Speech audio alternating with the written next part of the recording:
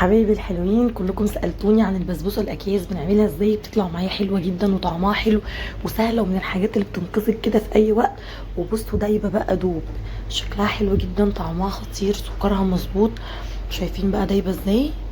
بجد جربوها، سهلة جدا وموفرة، وهتجيبي شوية حاجات كده يعني ب20 25 جنيه وهتطلع معاكي في منتهى الجمال. لو أول مرة تشوفيني أنا اسمي شيماء.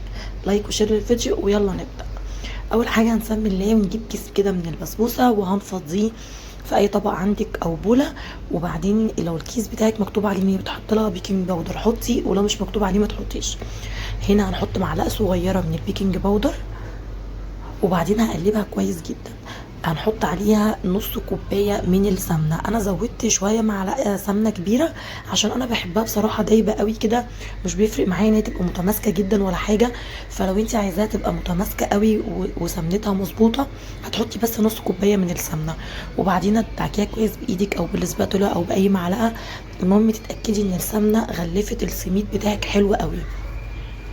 انا بحب السمنه بتاعتها زياده، وزي ما بتحبي ممكن تحطي نص كوبايه بس. وبعدين هنزل عليها بكوبايه زبادي وهخلط الخليط مع بعض كويس جدا بالشكل ده. وبعدين هنجيب الصينيه بتاعتنا. انا في الوقت ده كنت مولعه الفرن يسخن على درجه حراره 180. جبت صينيه ودهنتها برضو بالسمنه كويس قوي او الزبده اللي عندك، وبعدين نزلت بالخليط عليها وبليت ايدي برضو بالسمنه وابتديت اطبطب عليها كده واساوي شكلها بالشكل اللي انتوا شايفينه ده. ابل ايدي بالسمنه عشان كمان تاخد لون حلو قوي.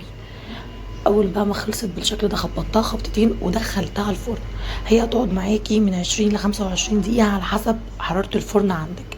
وهي في الفرن بنجهز الشربات بتاعها عشان البسبوسه بتبقى سخنه والشربات كمان بيبقى سخن. انا حطيت كوبايه ونص من الميه عليهم كوبايه ونص من السكر، ونزلت عليهم بعصره نص ليمونه. كميه الشربات دي بتكفي معايا الصينيه وبتبقى مظبوطه جدا. اول ما بيغلي بالشكل ده بسيبه 3 4 دقايق على النار، وبعدين بنزل عليه كده برشه من الفانيليا وكمان مكعب زبده صغير.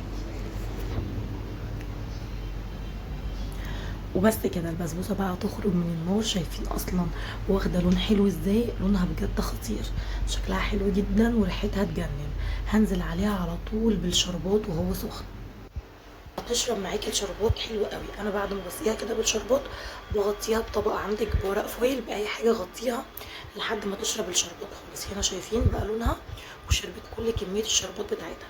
هنسيبها شويه تبرد او لو تعمليها من بالليل يكون احسن يعني، وتسيبيها وتقطعيها تاني يوم او حطيها ساعتين في التلاجة. انا سبتها بس نص ساعه، وبعدين لان احنا بنحب بصراحه ناكلها سخنه وسايحه كده ما بنستناش عليها. بس شايفين لونها عامل ازاي؟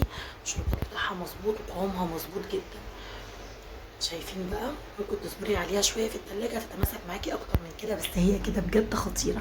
كل عشاق البسبوسه هيحبوها جدا، طعمها حلو، البسبوسه دايبه ومرمله.